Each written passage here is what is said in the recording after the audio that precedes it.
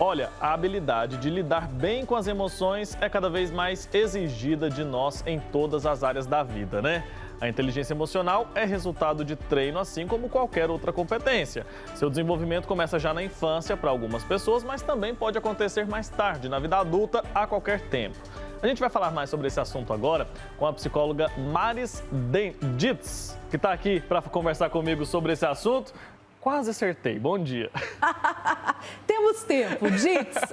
Ditz. Bom dia, Wilker. Parabéns pelo programa, esse santo café, começando o dia bem, com essa proposta, né, de um café santificado, trabalhando também já as emoções, a espiritualidade, que é tão fundamental nos dias de hoje como todo dia. E tá todo interligado, né? Tudo interligado. Muito obrigada pelo convite. Eu que agradeço por ter aceitado e por ter vindo até aqui para bater esse papo tão importante com a gente. Hoje em dia o povo está estressado, né? E muita gente não dá conta de lidar com essas emoções bem e isso pode trazer prejuízos para a nossa vida, né? Tanto familiar, tanto nos relacionamentos, com os filhos também, no trabalho. Muita gente acaba perdendo oportunidades justamente por não saber lidar bem com as emoções. Então, aquela pessoa que se identifica, que sente que não tem essas habilidades, o que essa pessoa pode fazer para tentar melhorar isso, hein? O primeiro passo é identificar. A autoconsciência, você perceber que tem alguma coisa que está fora de controle. Essa autopercepção já ajuda muito. Vou servir um café para a gente continuar esse bate-papo. Mas vamos brindar a vida, não é? Então, vou esperar você servir enquanto isso para a gente brindar ao Santo Café, mas reconhecer. Por exemplo, nesse momento, olha, tô até um pouco trêmula. Aí, assim que eu porque gosto. faz parte de quê? De uma emoção positiva. Porque eu estou aqui a postos para falar ao vivo para todo o Brasil, então é uma emoção, meu coração está pulsando forte, mas mesmo assim eu tenho que ter consciência que eu tenho que tomar um golinho de café, devolver a xícara e continuar conversando. Então eu reconheço que eu estou emocionada, eu recebo isso bem e começo a lidar com essa emoção que está dentro de mim. Ou seja, eu estou a postos para ter uma conversa com você. Nesse momento, houve, então, uma reação fisiológica. A emoção é resultado, então, dessa reação do corpo. E não dura muito tempo. Então, eu já tomei consciência, eu já me acolhi e já estou ressignificando aqui, me acalmando para que eu possa conseguir expressar o meu raciocínio com você. Se a pessoa não tem esse autocontrole, aí sim precisa de verificar e autoconsciência e buscar ajuda. Muitas vezes a pessoa consegue ter essa ajuda assistindo um programa como esse, pegando dicas e aplicando.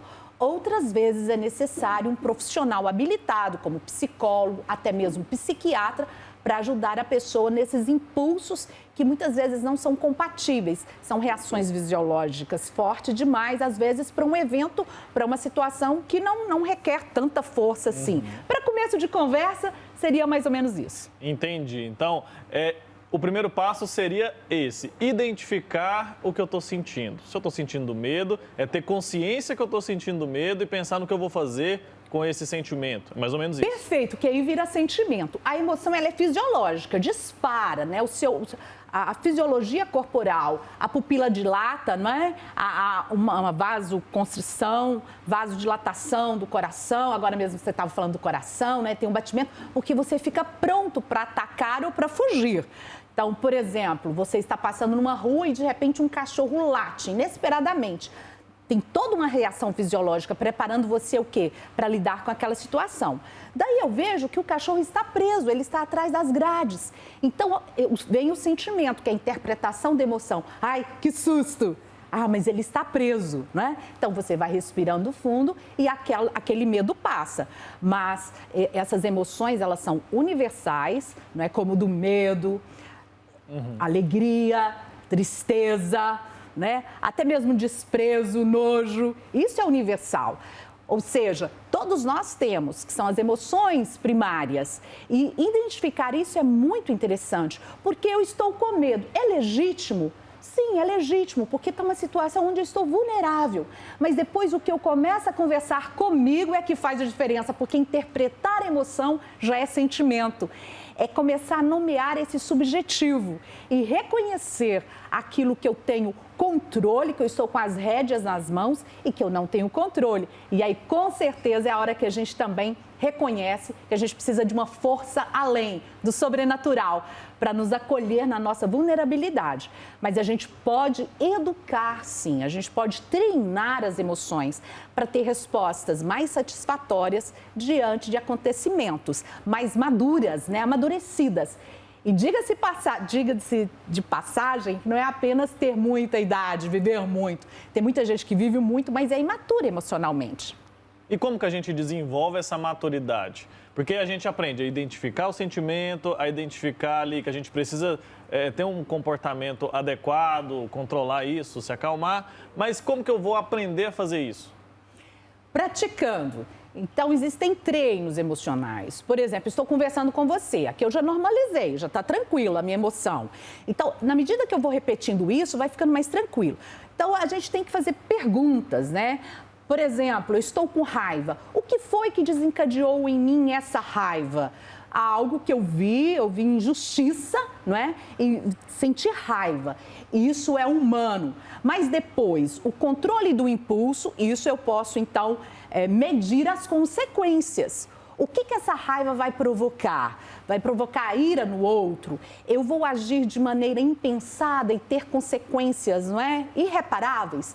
Então, nesse treino de falar comigo mesmo, e tem pessoas que precisam de medicação, porque sai do controle.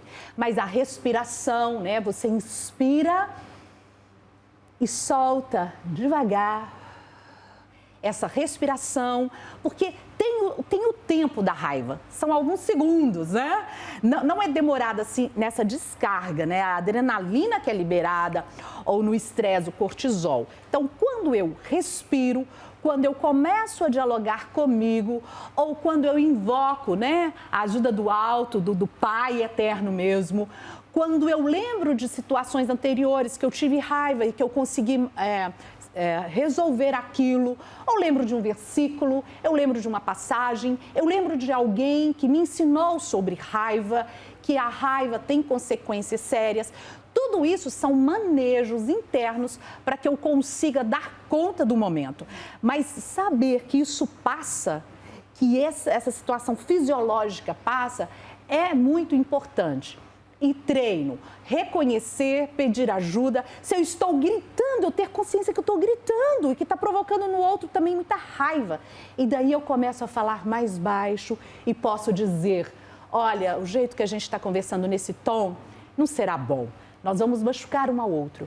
Vamos conversar depois? Ou eu te convido a gente baixar mais o tom, vamos dar uma pausa, tomar uma água, não é? E ali você vai deixando evaporar isso, sair, não é? Essa raiva. E assim você vai treinando e vai ficando mais fácil lidar com isso. Mas é muito difícil fazer isso, né? Por isso que a gente precisa praticar, precisa treinar ali, dar um jeito de desenvolver isso na gente mesmo. E no início da nossa conversa eu falei que essa habilidade, saber lidar com as emoções, saber lidar com o emocional, é uma capacidade cada vez mais exigida em vários setores, em vários sentidos da nossa vida.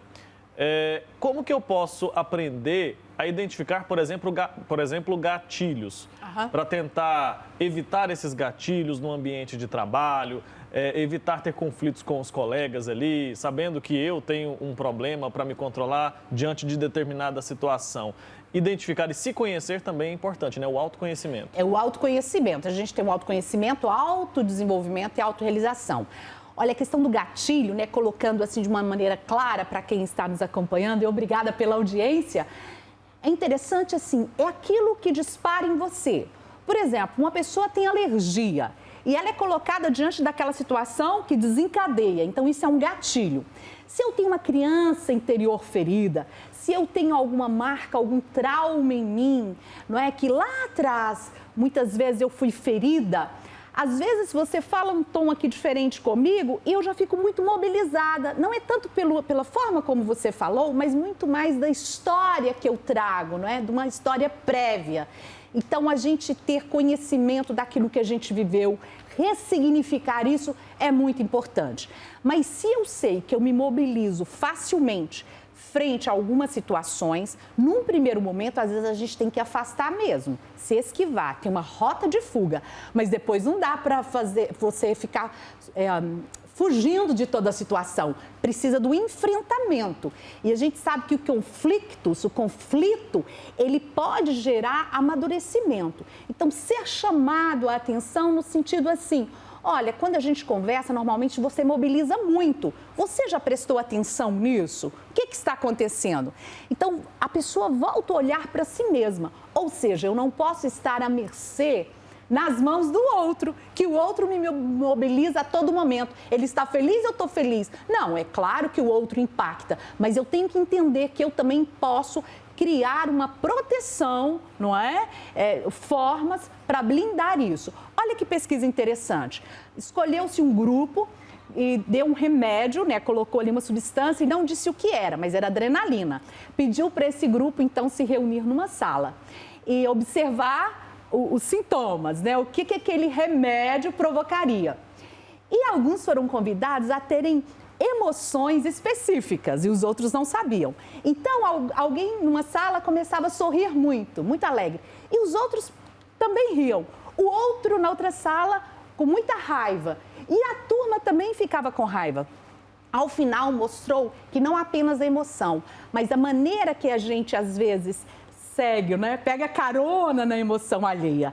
Então, muitas vezes a gente dá muito poder para as outras pessoas e a gente precisa desse recurso. Isso também é uma educação emocional, né? Que a gente sabe que lá atrás, Daniel Goleman, ele fincou, né? Ele cunhou esse termo inteligência emocional. Ou seja, é reconhecer a situação e escolher os melhores caminhos. Se eu sei que aquele caminho, não é?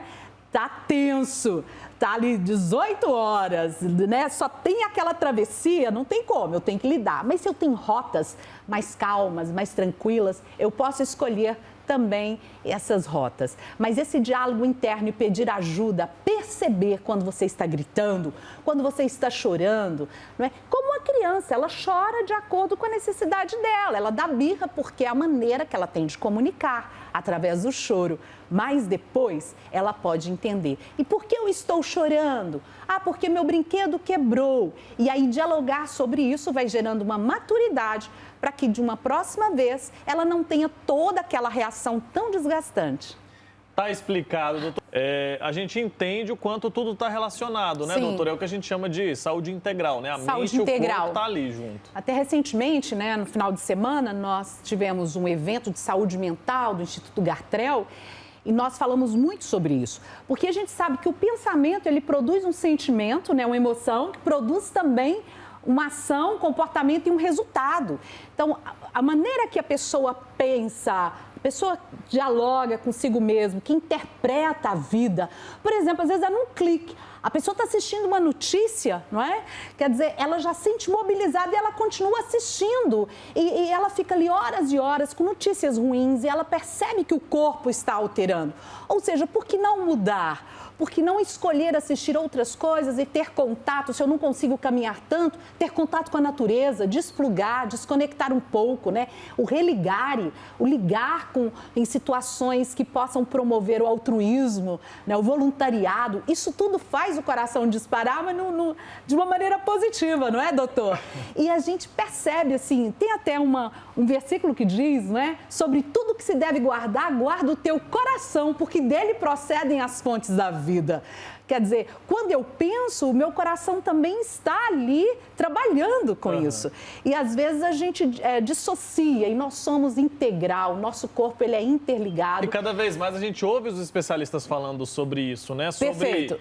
Tudo tem que caminhar junto. Tudo tem que caminhar. Inclusive, nossos pensamentos, eles têm impacto físico.